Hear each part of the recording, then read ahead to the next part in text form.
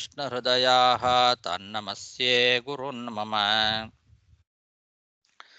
ಜನ್ಮಾದ್ಯಸ್ಯ ಯತೋನ್ಮಯಾತ್ ಇತರತಶ್ಚಾರ್ಥೇಷ್ವಭಿಜ್ಞಸ್ವರಾಟ್ ತೇನೇ ಬ್ರಹ್ಮಹೃದಾಯ ಆದಿಕವಯೇ ಮುಹ್ಯಂತಿ M ಸೂರಯಃ ತೇಜೋ ವಾರಿಮೃದಾಂ ಯಥಾ ವಿನಿಮಯೋ ಯತ್ರ ತ್ರಿಸರ್ಗೋ ಮೃಷಾ ಧಾಮ್ನಾ ಸ್ವೇನ ಸದಾ ನಿರಸ್ತಕುಹಕಂ ಸತ್ಯಂ ಪರಂ ಧೀಮಹಿ ಸೃಷ್ಟಿಸ್ಥಿತ್ಯಪ್ಯೇಹಾ ನಿಯತಿದೃಶಿತಮೋ ಬಂಧಮೋಕ್ಷಾಶ್ಚ ಯಸ್ಮಾತ್ ಅಸ್ಯ ಶ್ರೀ ಬ್ರಹ್ಮರುದ್ರ ಪ್ರಭೃತಿಸುರ ನರದ್ವೇಷ ಶತ್ರುತ್ಮಕಸ್ಯ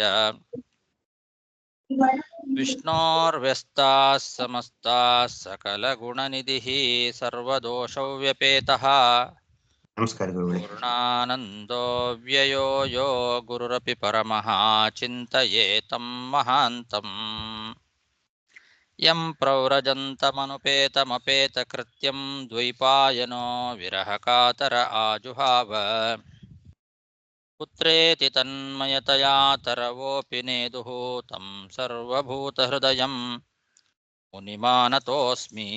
ಶ್ರೀಗುರುಭ್ಯೋ ನಮಃ. ಹರಿ ಓಂ. ಶ್ರೀಮದ್ಭಾಗವತದ ಅಷ್ಟಮ ಸ್ಕಂಧದ 5ನೇ ಅಧ್ಯಾಯದಲ್ಲಿ ಇವತ್ತು 23ನೇ ಶ್ಲೋಕ. ಅಯಂ ತು ತಸ್ಯ ಸ್ಥಿತಿಪಾಲನಕ್ಷಣಃ ಸತ್ವಂ ಜುಷಾಣಸ್ಯ ಭವಾಯ ದೇಹಿನಾಂ ತಸ್ಮಾದ್ ವ್ರಜಾಮಃ ಶರಣಂ ಜಗದ್ಗುರುಂ ಸ್ವನಾಂ ಸನೋ ಧಾಸ್ಯತಿ ಶಂಸುರಪ್ರಿಯಃ.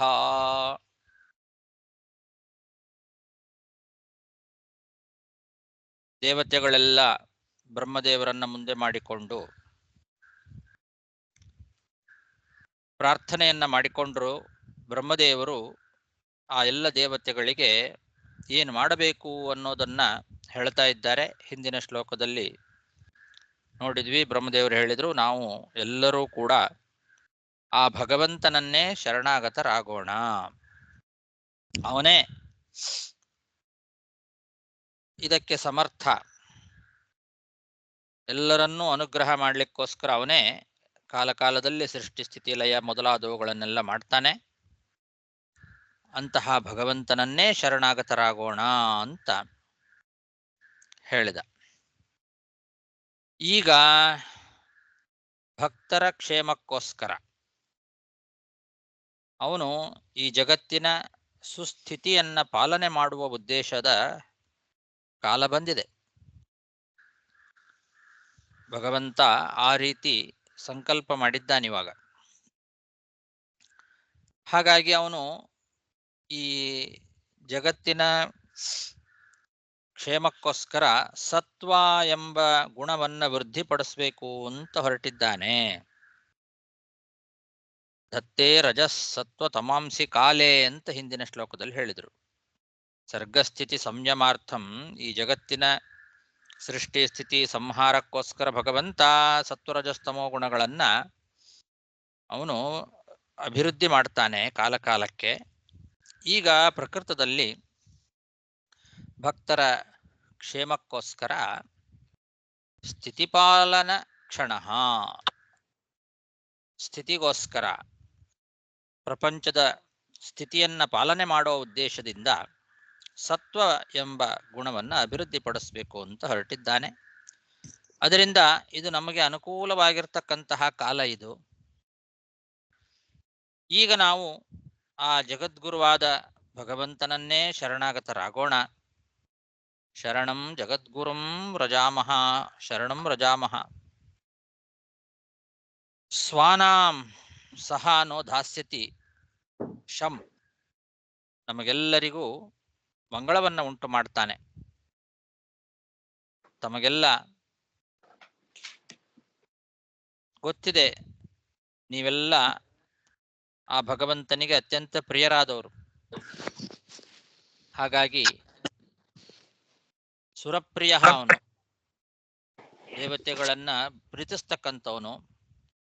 ಹಾಗಾಗಿ ನಮಗೆಲ್ಲ ಅವನು ಒಳ್ಳೇದು ಮಾಡ್ತಾನಿವಾಗ, ಮಂಗಳವನ್ನ ಉಂಟು ಮಾಡ್ತಾನೆ. ಹಾಗಾಗಿ ಅವನನ್ನೇ ಶರಣಾಗತರಾಗೋಣ ಅಂತ ಬ್ರಹ್ಮದೇವರು ಹೇಳ್ತಾ ಇದ್ದಾರೆ. ಅಯಂ ತು ತಸ್ಯ ಸ್ಥಿತಿಪಾಲನ ಕ್ಷಣಃ ಸತ್ವಂ ದುಷಾಣಸ್ಯ ಭವಾಯ ದೇಹಿನಾಂ ತಸ್ಮಾದ್ವ್ರಜಾಮಃ ಶರಣಂ ಜಗದ್ಗುರುಂ ಸ್ವಾನಾಂ ಸನೋಧಾಸ್ಯತಿ ಶಂಸುರಪ್ರಿಯಃ. ಶ್ರೀಶುಕ ಉವಾಚ ಇತ್ಯಾಭಾಷ್ಯ ಸುರಾನ್ ವೇದಾಃ ಸಹ ದೇವೈರರಿಂದಮ ಅಜಿತಸ್ಯ ಪದಂ ಸಾಕ್ಷಾತ್ ಜಗಾಮ ತಮಸಃ ಪರಂ. ಶುಕಾಚಾರ್ಯರು ಪರೀಕ್ಷಿದ್ರಾಜನನ್ನ ಕುರಿತು ಹೇಳ್ತಾ ಇದ್ದಾರೆ, ಎಲೆ ರಾಜನೇ, ಬ್ರಹ್ಮದೇವರು ದೇವತೆಗಳಿಗೆಲ್ಲ ಹೀಗೆ ಹೇಳಿ ಆ ದೇವತೆಗಳ ಜೊತೆಗೆ ಆ ಅಜಿತನಾಮಕನಾದ ಭಗವಂತನ ಮುಖ್ಯ ವಾಸಸ್ಥಾನ ಅಂತೇನಿದೆ ಅಲ್ಲಿ, ಅದು ತಮಸ್ಸಿಗಿಂತಲೂ ಆಚೆ ಇರ್ತಕ್ಕಂಥದ್ದು ಲೋಕ, ಶ್ವೇತದ್ವೀಪ. ಆ ಶ್ವೇತದ್ವೀಪದ ಹತ್ತಿರ ಹೋಗಿದ್ದಾರೆ ಎಲ್ಲರೂ. ಬ್ರಹ್ಮದೇವರು ಎಲ್ಲ ದೇವತೆಗಳನ್ನ ಕರ್ಕೊಂಡು ಅಲ್ಲಿಗೆ ಹೋದರು. ಶ್ವೇತದ್ವೀಪಕ್ಕಿಂತಲೂ ಆಚೆ ಇರ್ತಕ್ಕಂತಹ ತಮಸಃ ಪರಂ, ತಮಸ್ಸಿಗಿಂತಲೂ ಆಚೆ ಇರ್ತಕ್ಕಂತಹ ಶ್ವೇತದ್ವೀಪ ಏನಿದೆ ಅದರ ಹತ್ತಿರ ಹೋಗಿದ್ದಾರೆ. ಅದು ಅಜಿತಸ್ಯ ಪದಂ, ಅಜಿತನ ಮುಖ್ಯ ಆವಾಸ ಸ್ಥಾನ. ಆ ಒಂದು ಜಾಗಕ್ಕೆ ಬ್ರಹ್ಮದೇವರು ಇವ್ರನ್ನೆಲ್ಲ ಕರ್ಕೊಂಡು ಹೋದರು. ಇತ್ಯಾಭಾಷ್ಯ ಸುರಾನ್ ವೇದಾಃ ಸಹ ದೇವೈರರಿಂದಮ ಅಜಿತಸ್ಯ ಪದಂ ಸಾಕ್ಷಾತ್ ಜಗಾಮ ತಮಸಃ ಪರಂ.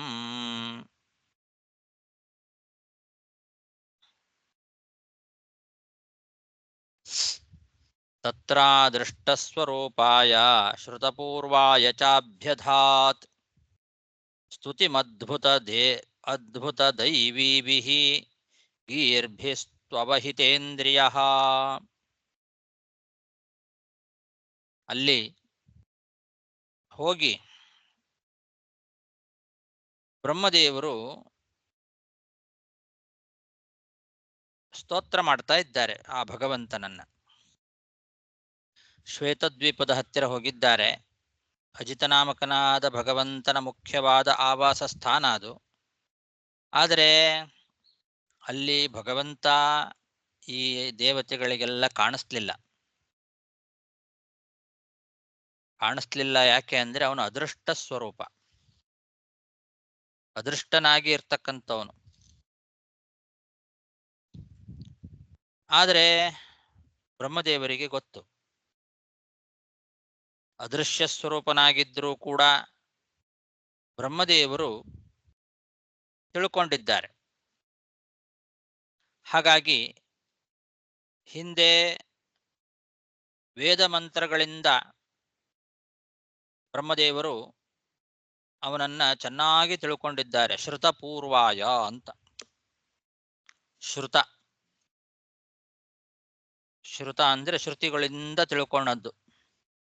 ವೇದಗಳಿಂದ ಆ ಭಗವಂತನ ಸ್ವರೂಪವನ್ನು ಚೆನ್ನಾಗಿ ತಿಳ್ಕೊಂಡವರು ಬ್ರಹ್ಮದೇವರು. ಇವರೆಲ್ಲರಿಗಿಂತಲೂ ಕೂಡ ಜಾಸ್ತಿ ತಿಳ್ಕೊಂಡವರವರು. ಪೂರ್ವಂ ಶ್ರುತಃ ಶ್ರುತಪೂರ್ವ, ಹಿಂದೆ ಕೇಳಿದವರು, ತಿಳ್ಕೊಂಡವರು ವೇದ ಮಂತ್ರಗಳಿಂದ. ಆದ್ರಿಂದ ಪೂರ್ವಶ್ರುತ. ಅವ್ರಿಗೆ ಗೊತ್ತು ಬ್ರಹ್ಮದೇವರಿಗೆ ಅವನು ಅದ್ಭುತವಾದ ಕರ್ಮವುಳ್ಳವನು ಭಗವಂತ ಅಂತ ಗೊತ್ತವರಿಗೆ. ಹಾಗಾಗಿ ಅದ್ಭುತವಾದ ವೇದವಾಣಿಗಳಿಂದಲೇ ಸ್ತೋತ್ರ ಮಾಡಿದ್ದಾರೆ.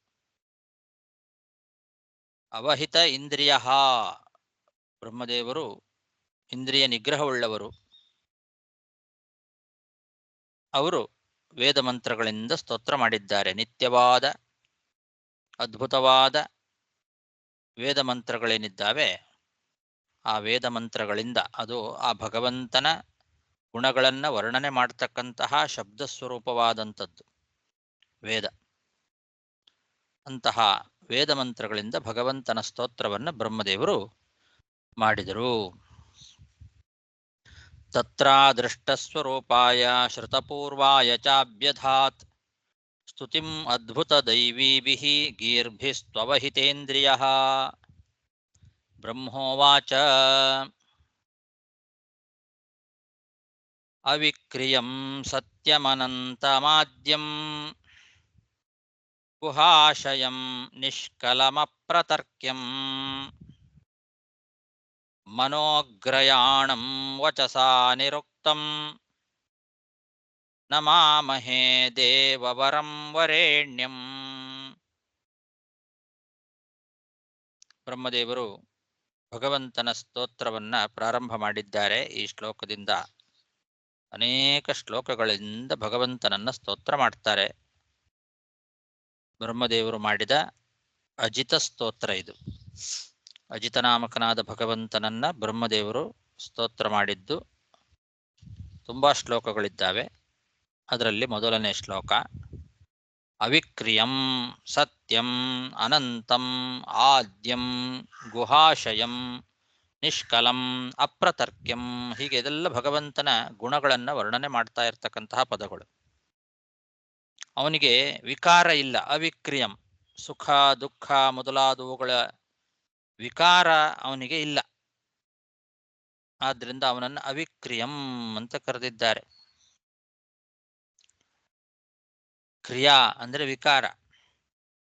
ನವಿದ್ಯತೆ ಕ್ರಿಯಾ ವಿಕಾರ ಯಸ್ಯ, ನಿರ್ವಿಕಾರನಾಗಿರ್ತಕ್ಕಂಥವನು. ನಿರ್ವಿಕಾರೋಕ್ಷರ ಅಂತ ವೇದ. ಆಮೇಲೆ ಸತ್ಯಂ, ಸತ್ಯನಾಗಿದ್ದಾನೆ. ಸತ್ಯಂ ಜ್ಞಾನಮನಂತಂ ಬ್ರಹ್ಮ ಅಂತ ವೇದ ಅವನನ್ನ ಸತ್ಯ ಅಂತ ಕರೆದಿದೆ. ಆಮೇಲೆ ಆದ್ಯಂ, ಎಲ್ಲರಿಗೂ ಆದಿಯಾಗಿರ್ತಕ್ಕಂಥವನು. ಆತ್ಮಾವಾ ಇದಮೇಕೆ ಅಗ್ರೇ ಆಸೀತ್ ಅಂತ ಉಪನಿಷತ್ತು.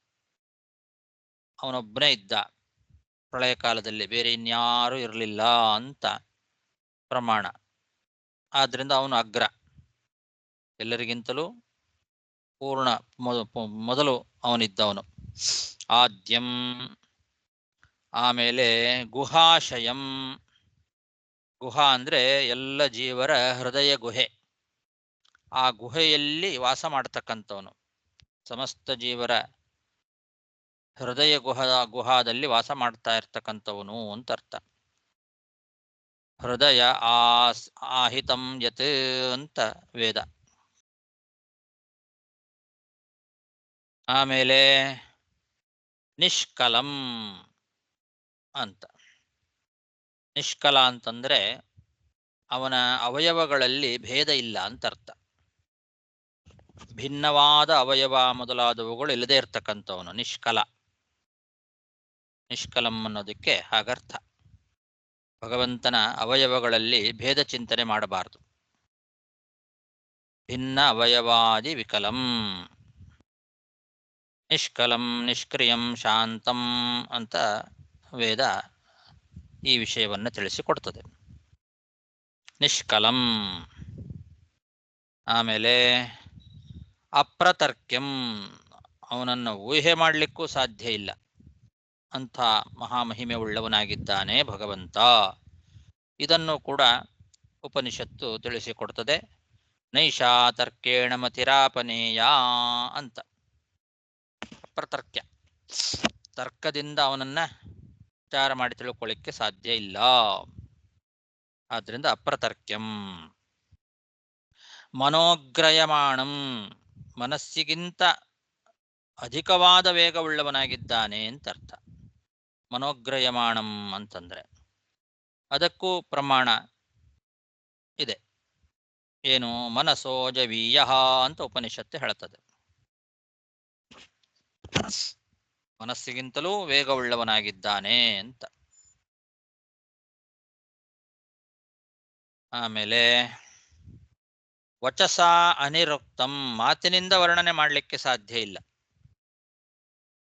ವಚಸ ಅನಿರುಕ್ತ. ಮಾತಿನಿಂದ ಅವನನ್ನ ಹೇಳಿ ಮುಗಿಸ್ಲಿಕ್ಕೆ ಸಾಧ್ಯ ಇಲ್ಲ. ನಹಿ ಸುಜ್ಞೇಯಂ ಅಣುರೇಶ ಧರ್ಮ ಅನ್ನೋದು ಪ್ರಮಾಣ ಅವನನ್ನ ಆ ರೀತಿ ತಿಳಿಸಿಕೊಡ್ತದೆ. ಯದ್ವಾಚಾ ಅನಭ್ಯುದಿತಂ ಯತೋ ವಾಚೋ ನಿವರ್ತಂತೆ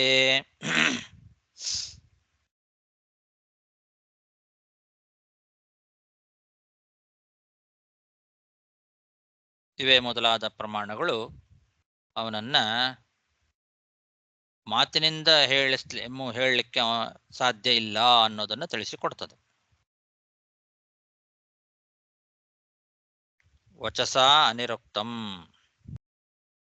ಆಮೇಲೆ ದೇವವರಂ, ದೇವವರ, ದೇವೋತ್ತಮನಾಗಿದ್ದಾನೆ, ಎಲ್ಲ ದೇವತೆಗಳಿಗಿಂತ ಉತ್ತಮನಾಗಿದ್ದಾನೆ ಅನ್ನೋದು. ಯೋ ದೇವಾನಾಂ ನಾಮಧ ಏಕ ಏವ ಅನ್ನೋ ವೇದ ಅದನ್ನು ತಿಳಿಸಿಕೊಡ್ತದೆ ನಮಗೆ.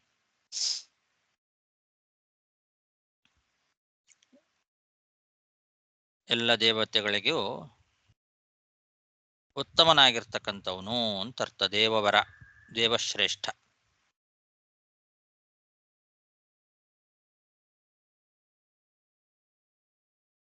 ಆಮೇಲೆ ವರೇಣ್ಯಂ. ವರೇಣ್ಯಂ ಅಂತನ್ನೋದು ತತ್ಸವಿತುಹು ವರೇಣ್ಯಂ ಅನ್ನೋ ಮೊದಲಾದ ಶ್ರುತಿಗಳೆಲ್ಲ ಅವನನ್ನ ಎಲ್ಲರಿಗಿಂತಲೂ ಉತ್ತಮ, ಸರ್ವೋತ್ತಮನಾಗಿರ್ತಕ್ಕಂಥವನು ಅಂತ ತಿಳಿಸ್ತದೆ. ಅಗ್ನಿರ್ವೈ ದೇವಾನಾಂ ಅವಮೋ ವಿಷ್ಣು ಪರಮಃ ಅಂತ.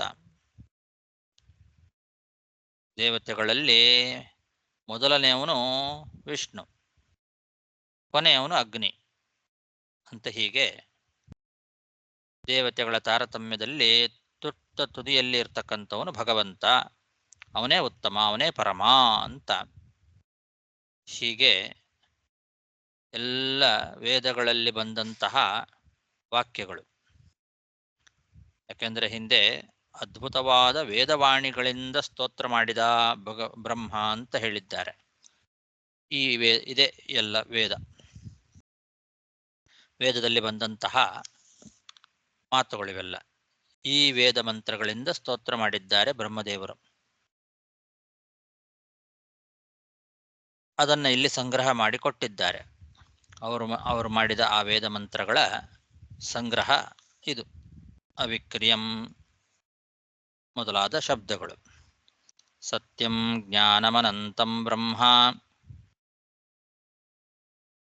ನಿರ್ವಿಕಾರೋಕ್ಷರಃ ಆತ್ಮಾ ವಾ ಇದಮೇಕ ಏವ ಅಗ್ರೆ ಆಸೀತ್ ಹೃದಯ ಆಹಿತಂ ಯತ್ ನಿಷ್ಕಲಂ ನಿಷ್ಕ್ರಿಯಂ ಶಾಂತಂ ನೈಷಾ ತರ್ಕೇಣ ಮತಿರಾಪನೇಯ ಮನಸೋಜವೀಯಃ ಯದ್ವಾಚಾ ಅನಭ್ಯುಜಿತಂ ಯತೋ ವಾಚೋ ನಿವರ್ತಂತೆ ತತ್ಸವಿತುರ್ವರೇಣ್ಯಂ ಅಗ್ನಿರ್ವೈ ದೇವಾನಾಮೋಮೋ ವಿಷ್ಣು ಪರಮಃ ಇತ್ಯಾದಿ ವೇದಮಂತ್ರಗಳು. ಮಹತೋ ಭೂತಸ್ಯ ನಿಶ್ವಸಿತಮೇತದೃಗ್ವೇದಃ ವಿದ್ಯಾನಾಂ ಪ್ರಥಮೋ ವಕ್ತಾ ಯದ್ವಾಚಾ ಅನಭ್ಯುಜಿತಂ ಯೋ ದೇವಾನಾಂ ನಾಮಧ ಏಕ ಏವ ತತ್ಸವಿತುರ್ವರೇಣ್ಯಂ ಇತ್ಯಾದಿ ವೇದಗಳು.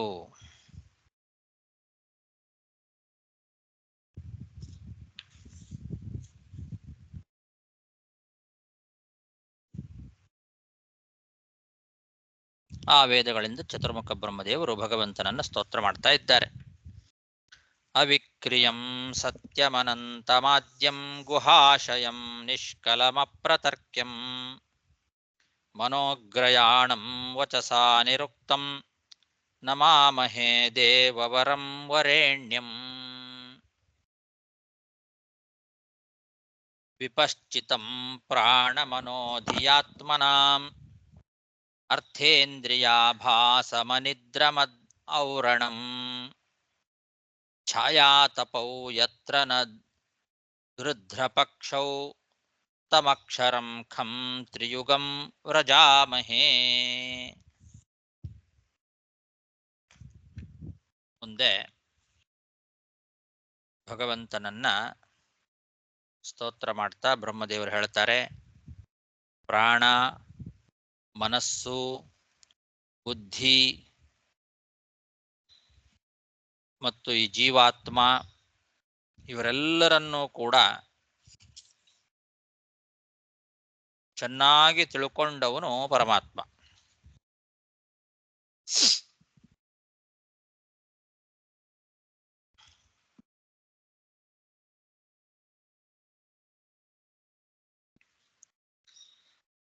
ಜೀವರಿಗೆ ವಿಷಯ ಪದಾರ್ಥಗಳ ಜ್ಞಾನವನ್ನ ಇಂದ್ರಿಯಗಳಿಂದ ಉಂಟು ಮಾಡ್ತಕ್ಕಂಥವನು. ಅವನಿಗೆ ನಿದ್ರೆ ಅನ್ನೋದಿಲ್ಲ, ಅನಿದ್ರಂ. ಮತ್ತೆ ಅವ್ರಣಂ, ಅವನ ಶರೀರದಲ್ಲಿ ಎಂದೂ ಕೂಡ ಗಾಯ ಅಂತನ್ನೋದಾಗೋದಿಲ್ಲ. ಶರೀರದಲ್ಲಿ ಗಾಯ ಇಲ್ಲದೇ ಇರುವವನು ಅವ್ರಣಂ.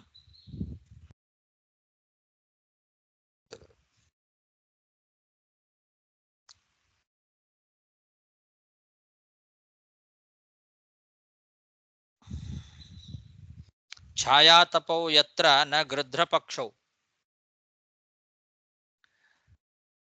ಅವಿದ್ಯಾ ಮತ್ತು ಶಾಸ್ತ್ರಜನ್ಯವಾದಂತಹ ಜ್ಞಾನ ಏನಿದೆ, ಇವು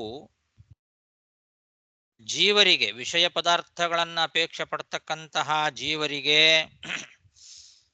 ಅಧೋಗತಿಯನ್ನ ಮತ್ತು ಊರ್ಧ್ವಗತಿಯನ್ನ ಉಂಟು ಮಾಡತಕ್ಕಂತಹ ಎರಡು ರೆಕ್ಕೆಗಳಂತೆ ಇದ್ದಾವೆ.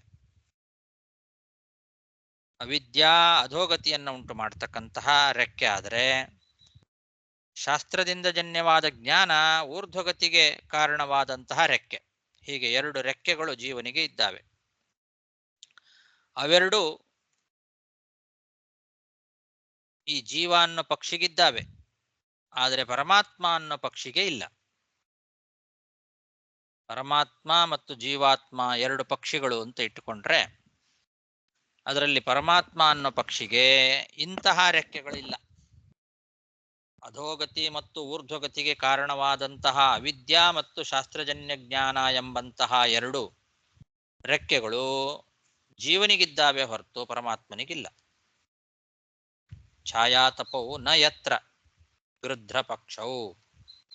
ಅಂತಹ ಅಕ್ಷರಂ ಖಂ ತ್ರಿಯುಗಂ ರಜಾಮಹೇ.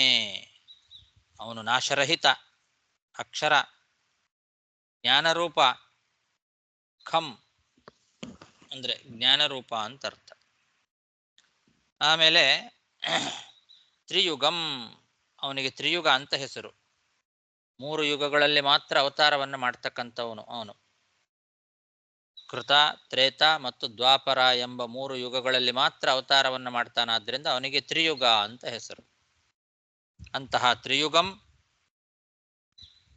ಪರಮಾತ್ಮನನ್ನ ಶರಣಾಗತರಾಗ್ತೇನೆ ಅಂತ ಹೀಗರ್ಥ.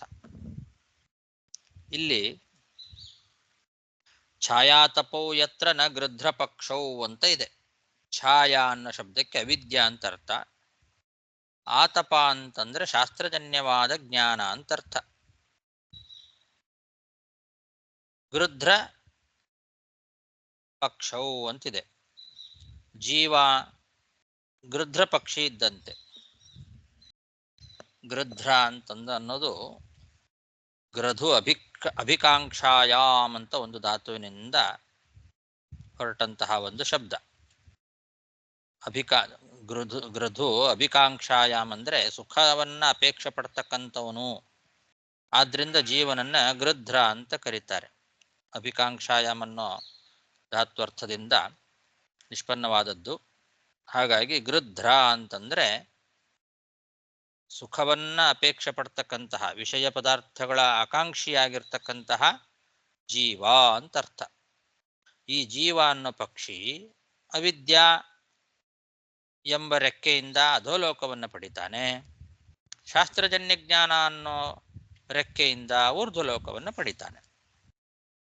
ಆದರೆ ಪರಮಾತ್ಮನಿಗೆ ಹೀಗೆ ಈ ಎರಡು ರೆಕ್ಕೆಗಳಿಲ್ಲ.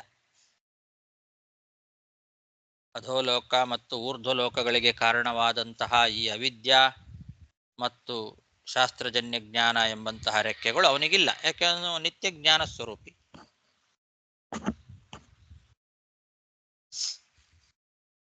ಈ ರೀತಿ ಈ ಶಬ್ದಕ್ಕೆ ಅರ್ಥ. ಛಾಯಾ ಅನ್ನೋ ಶಬ್ದಕ್ಕೆ ಮೇಲ್ನೋಟಕ್ಕೆ ಅಜ್ಞಾನ ಅಂತ ಅರ್ಥ ಗೊತ್ತಿದೆ.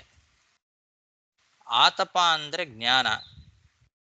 ಭಗವಂತನಲ್ಲಿ ಈ ಜ್ಞಾನ ಮತ್ತು ಅಜ್ಞಾನ ಎರಡೂ ಇಲ್ಲ ಅಂತ ಇಲ್ಲಿ ಹೇಳಿದರೆ, ಅಜ್ಞಾನ ಮತ್ತು ಜ್ಞಾನ ಎರಡೂ ಇಲ್ಲ ಅಂತ ಹೇಳ್ತಾ ಇದೆ ಅಂತ ಅನ್ಸುತ್ತೆ. ಮೇಲ್ನೋಟಕ್ಕೆ ಭಾಗವತ ನೋಡಿದ ತಕ್ಷಣ ಹಾಗೆ ಕಾಣಿಸುತ್ತೆ. ಛಾಯಾತಪವು ಯತ್ರ ನಗೃದ್ರ ಪಕ್ಷವು. ಈ ಮೇಲ್ನೋಟಕ್ಕೆ ಕಾಣೋ ಅರ್ಥ ಏನಿದೆ ಅದನ್ನೇ ಬೇರೆ ವ್ಯಾಖ್ಯಾನಕಾರರೆಲ್ಲ ಹಾಗೆ ಇಟ್ಟುಕೊಂಡಿದ್ದಾರೆ. ಅವನಿಗೆ ಜ್ಞಾನನೂ ಇಲ್ಲ ಅಜ್ಞಾನನೂ ಇಲ್ಲ ಅಂತ. ಜ್ಞಾನ ಇಲ್ಲ ನಿಜ ಅಲ್ಲ, ಅಜ್ಞಾನ ಇಲ್ಲ ಅನ್ನೋದೇನೋ ಸರಿ. ಜ್ಞಾನವೂ ಇಲ್ಲ ಅಂದ್ರೆ ಹೇಗೆ? ಜ್ಞಾನವೂ ಇಲ್ಲ ಅಜ್ಞಾನವೂ ಇಲ್ಲ ಅಂದ್ರೆ ಏನು? ಜಡ, ಕಲ್ಲು, ಮಣ್ಣು, ಜಡ ಪದಾರ್ಥ ಇದ್ದಂಗೆ ಅಂತ ಹಂಗ ಅವರು ಮಾಡಿದ ವ್ಯಾಖ್ಯಾನ ಪ್ರಕಾರ ನೋಡಿದ್ರೆ ಹಾಗೆ ಒಂದು ಪ್ರಶ್ನೆ ಬರ್ತದೆ. ಆದ್ರಿಂದ ಜ್ಞಾನ ಇದೆ ಅಂತ ಒಪ್ಪಬೇಕು. ಅಜ್ಞಾನ ಬೇಕಾದ್ರೆ ಇಲ್ಲ ಅಂತ ಹೇಳ್ರಿ, ಜ್ಞಾನವೂ ಇಲ್ಲ ಅಜ್ಞಾನವೂ ಇಲ್ಲ ಅಂತ ಹೆಂಗೆ ಹೇಳ್ತದೆ ಭಾಗವತ? ಈ ರೀತಿ ಪ್ರಶ್ನೆ ಬಂದದ್ದಕ್ಕೆ ಶ್ರೀಧರಿಯ ವ್ಯಾಖ್ಯಾನದಲ್ಲಿ ಅವರು ಏನು ಸಮಾಧಾನ ಕೊಟ್ಟಿದ್ದಾರೆ ಅಂದರೆ, ಆತಪ ಅಂತಂದ್ರೆ ಅಜ್ಞಾನ ನಿವರ್ತಕವಾದ ಜ್ಞಾನ. ಬರೇ ಜ್ಞಾನ ಅಲ್ಲ, ಅಜ್ಞಾನ ನಿವರ್ತಕವಾದ ಜ್ಞಾನ. ಅದು ಭಗವಂತನಲ್ಲಿ ಇಲ್ಲ ಅಂತ ಹೇಳ್ತಾರೆ. ಯಾಕೆ ಅಂದರೆ ಅದ್ವೈತ ಮತದ ಪ್ರಕಾರ ಭಗವಂತನ ಸ್ವರೂಪಭೂತವಾದ ಜ್ಞಾನ ಅಜ್ಞಾನ ನಿವರ್ತಕ ಅಲ್ಲ, ಅದು ಅಜ್ಞಾನಕ್ಕೆ ಭಾಸಕ, ಅಜ್ಞಾನ ನಿವರ್ತಕ ಅಲ್ಲ. ಜೀವನಲ್ಲಿಯೂ ಕೂಡ ಅಜ್ಞಾನ ನಿವರ್ತಕವಲ್ಲದೆ ಅದೇ ಸ್ವರೂಪ ಜ್ಞಾನ ಇದೆ. ಆದರೆ ಅಜ್ಞಾನ ನಿವರ್ತಕವಾದಂತಹ ಒಂದು ವೃತ್ತಿಜ್ಞಾನವೂ ಜೀವನಲ್ಲಿದೆ. ಅದರಿಂದ ಜ್ಞಾನ ಮತ್ತು ಅಜ್ಞಾನ ಎರಡು ಜೀವನಲ್ಲಿ ಇದೆ, ಭಗವಂತನಲ್ಲಿ ಇಲ್ಲ ಅಂತ ಹೀಗೆ ಅವರು ವ್ಯಾಖ್ಯಾನ ಮಾಡಿದ್ದಾರೆ. ಆದರೆ ಭಗವಂತನ ಸ್ವರೂಪಭೂತವಾದ ಜ್ಞಾನ ಅಜ್ಞಾನಕ್ಕೆ ವಿರೋಧಿ ಅಲ್ಲ ಅಂತಾದರೆ ಭಗವಂತನಲ್ಲಿ ಯಾವತ್ತೂ ಕೂಡ ಅಜ್ಞಾನ ಇಲ್ಲದೆ ಇರಲಿಕ್ಕೆ ಕಾರಣ ಏನು?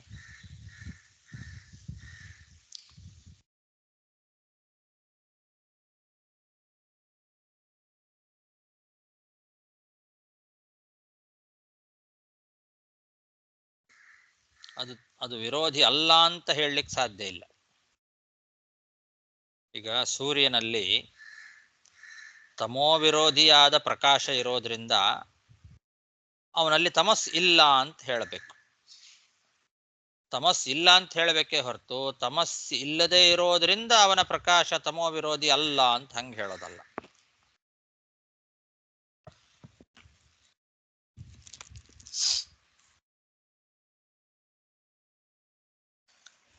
ಅದ್ವೈತ ಮತದಲ್ಲಿ ಜೀವಬ್ರಹ್ಮರಿಗೆ ಐಕ್ಯವನ್ನು ಅವರು ಹೇಳ್ತಾರಾದ್ರಿಂದ ಜೀವನಲ್ಲಿ ಅಜ್ಞಾನ ಅನಿವರ್ತಕವಾಗಿರುವಂತಹ ಸ್ವರೂಪಭೂತ ಜ್ಞಾನವೇ ಭಗವಂತನಲ್ಲೂ ಇದೆ. ಅದು ಅಜ್ಞಾನ ನಿವರ್ತಕ ಅಲ್ಲ, ಅದು ಅಜ್ಞಾನ ವಿರೋಧಿ ಅಲ್ಲ ಅನ್ಬೇಕಾಗ್ತದೆ. ಆದರೆ ನಮಗೆ ಈ ಸಮಸ್ಯೆ ಇಲ್ಲ. ಜೀವರಲ್ಲಿಯೂ ಕೂಡ ಸ್ವರೂಪಭೂತ ಜ್ಞಾನ ಅದು ಅಜ್ಞಾನ ನಿವರ್ತಕವೇ, ನಾವು ಒಪ್ಪಿದ್ದೇವೆ. ಆದರೂ ಭಗವಂತನ ಶಕ್ತಿಯಿಂದ ಅವರಲ್ಲಿ ಈ ಜ್ಞಾನದ ಜೊತೆಗೆ ಅಜ್ಞಾನವೂ ಕೂಡ್ಕೊಂಡಿದೆ. ಕೊನೆಗೆ ಭಗವಂತನ ಶಕ್ತಿಯಿಂದಲೇ ಜನ್ಯಜ್ಞಾನದ ಜೊತೆಗೆ ಸ್ವರೂಪಭೂತವಾದ ಜ್ಞಾನ ಸೇರ್ಕೊಂಡು ಅಜ್ಞಾನವನ್ನು ನಾಶ ಮಾಡುತ್ತದೆ. ಈ ಜನ್ಯಜ್ಞಾನ ಇದೆಲ್ಲ ಅದು ಜೀವನಿಗಿದೆ, ಪರಮಾತ್ಮನಿಗಿಲ್ಲ. ಈ ಅಭಿಪ್ರಾಯದಿಂದ ಪರಮಾತ್ಮನಿಗೆ ಅಜ್ಞಾನ ಮತ್ತು ಜ್ಞಾನ ಎರಡೂ ಇಲ್ಲ ಅಂತ ಭಾಗವತ ಹೇಳ್ತಾ ಇದೆ. ಸ್ವರೂಪಜ್ಞಾನ ಶಕ್ತಿಯಿಂದ ಎಂದೂ ಅಜ್ಞಾನ ಇಲ್ಲದೆ ಇರತಕ್ಕಂಥವನಿಗೆ ಅದನ್ನ ಓಡಿಸ್ಲಿಕ್ಕೆ ಜನ್ಯಜ್ಞಾನ ಯಾಕೆ ಬೇಕು? ಸ್ವರೂಪಭೂತವಾಗಿ ಅವನಿಗೆ ಜ್ಞಾನ ಇದೆ. ಆ ಜ್ಞಾನ ಶಕ್ತಿ ಇರೋದ್ರಿಂದ ಅವನಿಗೆ ಅಜ್ಞಾನ ಯಾವತ್ತೂ ಇಲ್ಲವೇ ಇಲ್ಲ.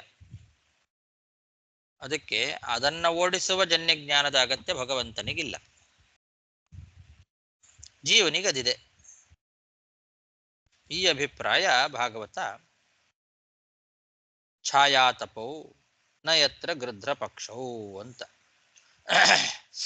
ಜೀವನಿಗೆ ಇರುವಂತಹ ಈ ಅವಿದ್ಯಾ ಮತ್ತು ಜನ್ಯ ಜ್ಞಾನ ಏನಿದೆ ಇದು ಭಗವಂತನಿಗೆ ಇಲ್ಲ. ಅವನು ನಿತ್ಯ ಜ್ಞಾನ ಸ್ವರೂಪಿ, ಅವನಿಗೆ ಅಜ್ಞಾನವೂ ಇಲ್ಲ, ಜನ್ಯ ಜ್ಞಾನವೂ ಇಲ್ಲ ಅಂತ. ಇದನ್ನ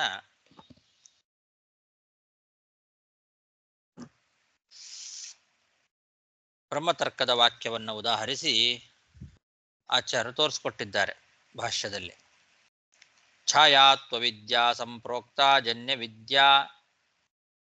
ವಿದ್ಯಾ ತಪಸ್ಮೃತಃ ಜೀವಗೃಧ್ರಸ್ಯ ತೌ ಪಕ್ಷಾವಧ ಊರ್ಧ್ವಪಥೋ ಪೃಥಕ್ ತೌ ವಿಷ್ಣೋಸ್ತು ನ ವಿದ್ಯೇತೆ ನಿತ್ಯ ವಿದ್ಯಾಸ್ವರೂಪಿಣಃ ಇತಿ ಚ ಅಂತ ಈ ವಾಕ್ಯದಿಂದ ಅದನ್ನು ತೋರಿಸ್ಕೊಟ್ಟಿದ್ದಾರೆ.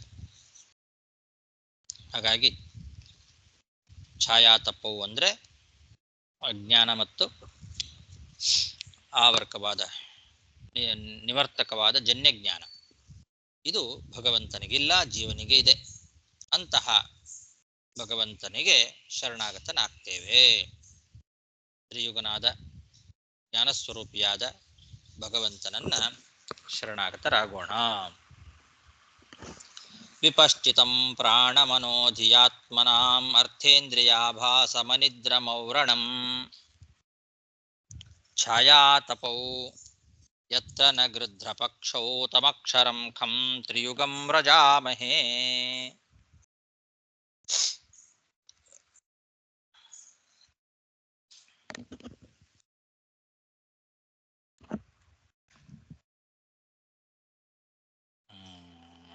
ಮುಂದಿನ ಶ್ಲೋಕಕ್ಕೂ ಕೂಡ ತಾತ್ಪರ್ಯ ಇದೆ, ಹಾಗಾಗಿ ಅರ್ಜೆಂಟ್ ಮಾಡೋದು ಬೇಡ, ನಾಳೆ ದಿವಸ ನಿಧಾನಕ್ಕೆ ನೋಡೋಣ. ಸಾಕು. ಶ್ರೀಕೃಷ್ಣಾರ್ಪಣಮಸ್ತು. ನಮಸ್ಕಾರ ಗುರುಗಳೇ. ನಮಸ್ಕಾರ ಗುರುಗಳೇ. ನಮಸ್ಕಾರ ಗುರುಗಳೇ. ಹರೇ ನಮಃ. ನಮಸ್ಕಾರ ಗುರುಗಳೇ. ನಮಸ್ಕಾರ ಗುರುಗಳೇ.